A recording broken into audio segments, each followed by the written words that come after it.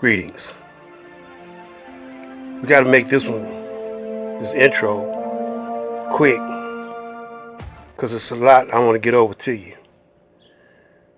Now this is part 3 or round 3 of laying the foundation for a new black world. I'm talking about a world. I'm talking about a foundation for the whole planet to be black owned and operated like it originally was. Now, in the back, you see Brother Sinetta, Dr. Reggy, Lord Abba. Both of them has a plan for black power or black agenda or black city or black nation. I could use all three of these brothers to teach with. Now, Lord Abba, his plan is staying with the system, a corrupt system. Now, in order to be a righteous brother, you got to first uncorrupt the system. And for all these years, the creator of this system, I'm going to be nice and call them the Caucasians, they're not having it. And they're not planning on being righteous. They're not planning on making you on the inside of their system. And Reggie, he's more closer to the right way, but he still wants to stay in a system. He still want to call it America. You know, see, when they captured us, they changed the language. Mostly all the vocabulary now is Greek, French, or European. And that's what they do. They name things like the coronavirus, COVID. That's their names. Now, in Africa, we didn't have no name for a virus, you know. And if we did, evidently we was on top of it, because if it was a virus like the one they say this one is, we would have been extinct. Wouldn't have been nobody on the planet if we didn't have the capability and the know-how to handle such a thing. But we know this is man-made, and we know this is a war weapon. Now is our chance. Just like I was talking about Ali, George Foreman, and doing the rope-a-dope. It appeared that Ali was going to lose the fight during that rope-a-dope. But Ali was just resting, rolling with the punches for an opportunity to knock George Foreman out. He knocked George Foreman out. Remember, they said Ali couldn't hit hard. George Foreman said it was from exhaustion. Well, you still got knocked out. You know, you're supposed to protect yourself at all times. That's the rules of the game. Now, y'all brothers and sisters are slow. That's right. Y'all don't see that now's the time to make a move. Now, the way Reggie talking about doing, he's almost right, but it's going to take a long time. He was right by saying that the grassroots makes things happen, you know, in the cities. Because Lord Abba was talking about doing things on a national level, voting for Joe Biden or either Donald Trump. Now, what kind of Moor is that?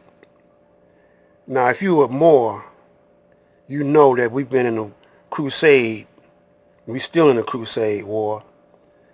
You know, the white knights, the Christians, you know, been fighting against Islam. See, Islam is a system. I'm not going to get into uh, how you interpreted Islam right now.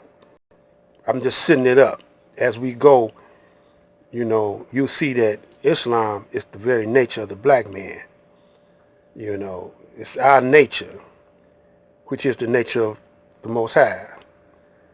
And however you interpreted that, we can straighten that out and give you the correct interpretation. But right now, we're dealing with these two brothers debating. Now, I'm going to let you see that some of the key points that I disagree with these brothers on, and some of the points that I agree with Reggie. I agree more with Reggie, Dr. Reggie, than I do with Lord Abba. Lord Abba, I don't know, sound like a sellout, or either he's too slow to know. And when you're slow, you always blow. You got to be fast if you want to last. And first of all, the perfect example who had the master plan was the Honorable Elijah Muhammad. They don't want to give him credit. But, they waited till he died,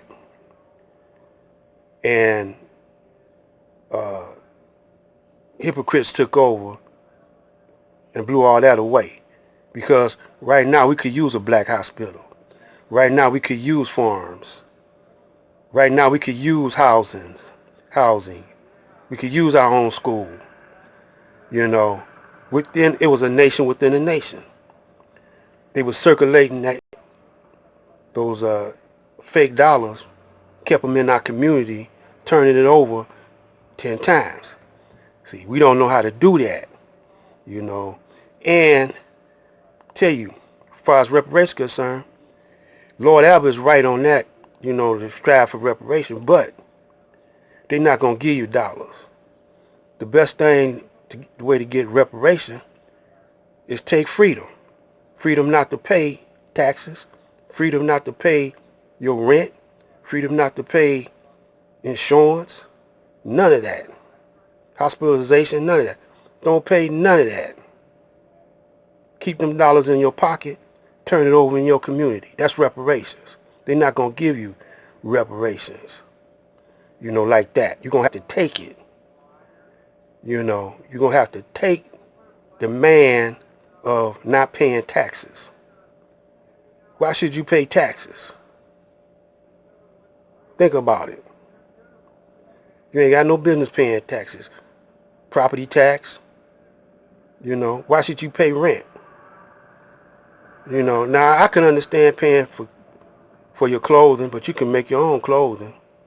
I can understand you paying for your food, but you could farm your own land. See, we can't do it exactly the same way, Elijah, not right away. So you got to look for the cities with the most vacant property, vacant lots, like Detroit. Got buildings. They got all kind of vacant buildings, all kind of commercial buildings, school buildings, housing, apartment buildings, vacant. Then they tore down a whole lot of houses and stuff, and now you got empty lots, farmland right there, farmland. See, y'all have the government, y'all pay the government salary, but the government is your authority to tell you what they gonna do for you, or what they gonna do to you. It don't even say that in the Constitution. The Constitution, the people is the authority, and the people have representatives. They pay, how would the president and all the congressmen get paid if it wasn't for your dollars, your tax dollars? But the killing thing about it, they send your tax dollars over to Israel. Millions of dollars, billions of dollars every year. And then you look and see in your neighborhood, your streets are potholed down. You look in your neighborhoods, bridges is falling down, roads messed up, the water lines, pipelines is messed up. The electricity lines is messed up. Every time there's a storm, your electricity go out, because they ain't putting no money back in it. Your tax dollars, you taking it to the lottery. Now, if you could pull your resources for some weed, when it's time to get a bottle, you pull your resources for a bottle. Time to have a party, you want to have a party, you pull your resources to give a party. You go to the lotto, play the lotto, like you lost your mind.